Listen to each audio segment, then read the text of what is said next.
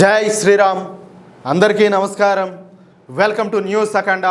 నేను మీ కస్తూరి శ్రీధర్. మిత్రులారా, మహారాష్ట్ర హిందూ నేత అయినటువంటి సాగర్ బేగ్ ను చంపేందుకు పాకిస్తాన్ ఉగ్రముఠా వేసినటువంటి డెడ్లీ స్కెచ్ ను మన నిఘా వర్గాలు తమ మాస్టర్ స్ట్రోక్ తో భగ్నం చేసినాయి. మన పవిత్రమైన భారతదేశంలో హిందూ అస్తిత్వం కోసం, సనాతన ధర్మ రక్షణ కోసం నిలబడేటటువంటి నేతలను భయభ్రాంతులకు గురి చేయాలని చెప్పేసి సరిహద్దు ఆవతలో ఉన్నటువంటి నరరూప రాక్షసులు మళ్ళీ తెగబడినారు. మహారాష్ట్రకు చెందినటువంటి ప్రముఖ హిందూ సమాజ్ నేత సాగర్ బేగ్ ను బహిరంగంగా హతమార్చాలంటూ పాకిస్తాన్ కేంద్రంగా నడుస్తున్నటువంటి ఒక భయంకరమైన ఉగ్రవాద గ్యాంగ్స్టర్ సిండికేట్ పక్కా స్కెచ్ వేసింది. ఈ కుట్రకు సంబంధించిన సమాచారం బయటికి రావడంతో దేశ వ్యతిరేక జిహాదీ శక్తులన్నీ కూడా ఒక్కసారిగా ఉలికి పడతా ఉంటే మన జాతీయ నిఘా వర్గాలు రంగంలోకి దిగి ఈ ఉగ్రముఠాల గుండెల్లో రైళ్లు పరిగెత్తిస్తున్నాయి.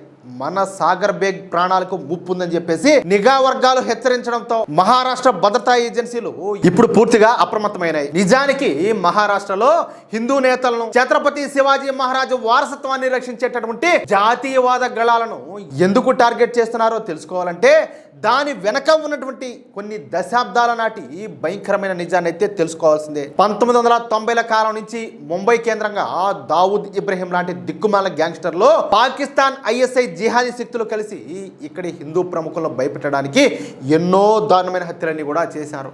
ఆనాడు అధికారంలో ఉన్నటువంటి కాంగ్రెస్ పార్టీ, శరద్ పవార్ లాంటి సూడో సెక్యులర్ పాలకుల చేతగానితనం వల్లే ఈ అండర్ వరల్డ్ ముఠాలు విపరీతంగా రెచ్చిపోయినాయి. వీళ్ళేవి వాళ్ళు సపోర్ట్ చేస్తా ఉంటే వాళ్ళు రెచ్చిపోయి ఏం చేస్తారు, హిందూ సమాజం పైన ఉక్కుపాదం మోపాలని చెప్పేసి వీళ్ళంతా కూడా చూశారు. గతంలో కాంగ్రెస్ అండతో సాగినటువంటి ఆ దిక్కుమాల పాలనలో పాకిస్తాన్ నుంచి వచ్చేటటువంటి ఫోన్ కాల్స్ కు భయపడి ఇక్కడ నేతలంతా కూడా తోక ముడిచిన రోజులు మనమంతా కూడా చూసినాం, విన్నాం. కానీ ఎప్పుడైతే మహారాష్ట్రలో ఛత్రపతి శివాజీ మహారాజ్ ఆశయాలతో నడిచేటటువంటి ఒక పక్కా జాతీయవాద ప్రభుత్వం, అలాగే కేంద్రంలో నరేంద్ర మోడీ నేతృత్వంలోని దమ్మున్న ప్రభుత్వం వచ్చినాయో ఆ నాటి నుంచి ఈ జిహాదీల ఆటలు అయితే సాగడం లే. అందుకే ఇప్పుడు నేరుగా సరిహద్దుల ఆవతల దాక్కుని సోషల్ మీడియా, ఇంటర్నెట్ కాల్స్ లాంటి డిజిటల్ మాధ్యమాల ద్వారా మన హిందూ సోదరులను టార్గెట్ చేసేటటువంటి మరక బుద్ధిని అయితే చూపిస్తున్నారు. అర్థమైందా? పశ్చిమ మహారాష్ట్రలో సనాతన ధర్మం కోసం, హిందూ సమాజ ఐక్యత కోసం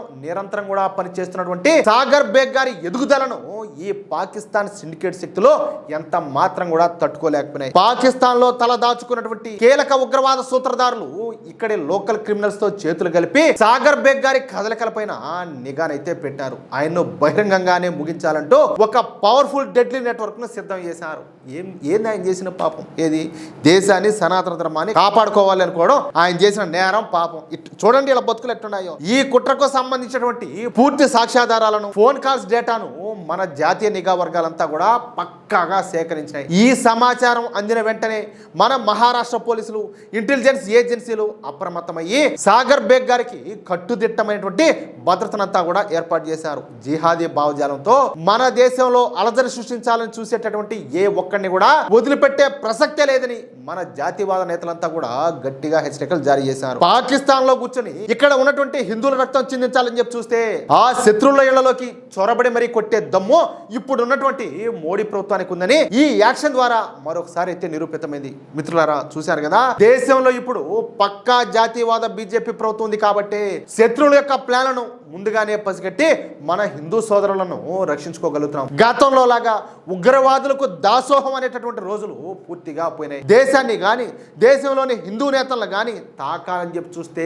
నడి రోడ్డు పైనే శత్రువుల పని ఫినిష్ అవుతుందనే బలమైనటువంటి సందేశాన్ని మన నిఘా వర్గాలు అయితే ఇచ్చినాయి. ఏదేమైనా సరే పాకిస్తాన్ సిండికేట్ పన్నినటువంటి ఈ కుట్రను భగ్నం చేయడం మన రక్షణ వ్యవస్థల సత్తాకు నిదర్శనం. ఇక పైన కూడా మన భారతదేశ సార్వభౌమాధికారంతో, మన హిందూ అస్తిత్వంతో ఆటలాడాలని చూసేటటువంటి ఏ దిక్కుమాలిన జిహాదీ శక్తుల ఆటలైనా సరే ఎంత మాత్రం కూడా సాగవు. నిబంధనలను ఉల్లంఘించి ఇక్కడ రక్తపాతం సృష్టించాలని చెప్పి చూసేటటువంటి ప్రతి ఒక్క అక్రమ ముఠాకు మన సైనికులు, మన పోలీసులు చుక్కలు చూపించడం మాత్రం ఖాయం. చట్టాన్ని చేతుల్లోకి తీసుకుని దేశ ద్రోహానికి పాల్పడేటటువంటి ప్రతి ఒక్కడి పని ఇక కన్ఫామ్ గా ఖతం అయిపోయినట్లే. అది అసలు విషయం. ఎట్లా న్యూసా?